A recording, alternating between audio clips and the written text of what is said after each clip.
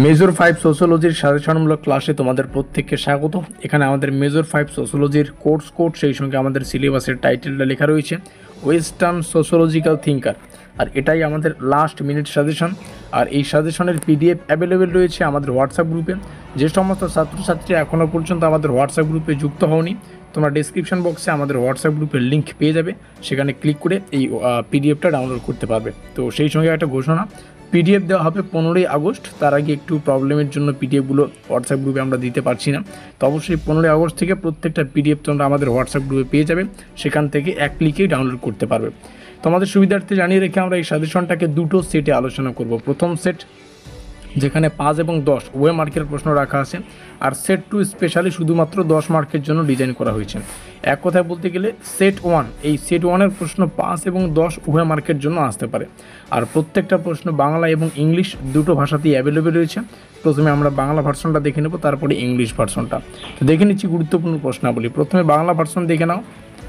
আর যেমনটা বললাম, এই প্রশ্নাবলী 5 এবং 10 উভয় মার্কের জন্যই আসতে পারে। সেন্ট সিমনের সমাজবিজ্ঞানের অবদান, সেন্ট সিমনের সমাজ উন্নয়নের ধারণা ব্যাখ্যা করো, আগস্ট কমতের 3 পর্যায়ের সূত্র ব্যাখ্যা করো, আগস্ট কমতের বিজ্ঞান শ্রেণীবিন্যাস আলোচনা করো, এগুলো প্রশ্ন পড়বে।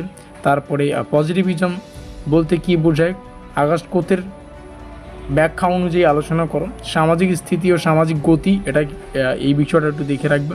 তারপর হারবার্ট স্পেন্সার রয়েছে সামাজিক বিবর্তন, তার ধারণাটা একটু পড়বে। স্পেন্সারের সমাজকে জীবজগতের সঙ্গে তুলনা করার ধারণা। তারপরে এমিল ডুরখেম আমাদের সিলেবাসে রয়েছে, তো ডুরখেমের সমাজবিজ্ঞানের পদ্ধতি আলোচনা করে একটা প্রশ্ন পড়বে।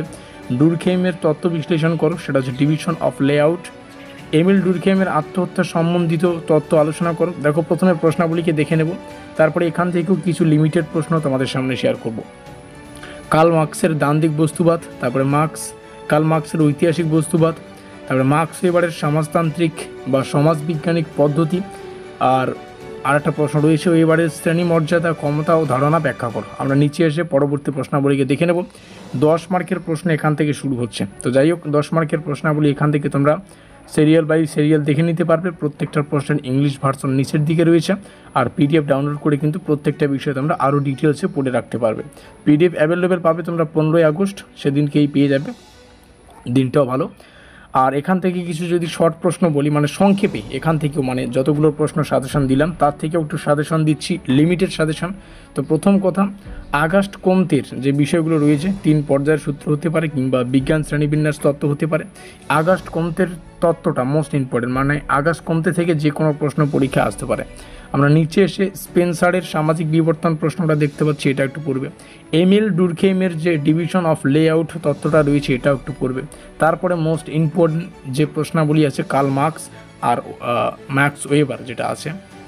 তো কার্ল মার্কসের ঐতিহাসিক বস্তুবাদ যেটা মোস্ট ইম্পর্টেন্ট, আর ঐতিহাসিক বস্তুবাদের বিশ্লেষণ, দ্বান্দ্বিক বস্তুবাদ একটা ঐতিহাসিক বস্তুবাদ, এই কার্ল মার্কসের এই দুটো একটু বিষয় ভালো করে পড়ে রাখবে। সেই সঙ্গে মার্কস ওয়েবারের সামাজিক বিবর্তন বা সমাজ বিজ্ঞান পদ্ধতি, এই কয়েকটি প্রশ্ন একটু ভালো করে দেখে রাখো। পড়তে তো হবে সবগুলোই, কিন্তু সেখান থেকেও কিছু সংখ্যক প্রশ্ন আমাদের মনে হচ্ছে যে একটু বেশি জোর দিয়ে পড়া উচিত, সেগুলিকে আমি আলাদা করে কিন্তু চিহ্নিত করলাম।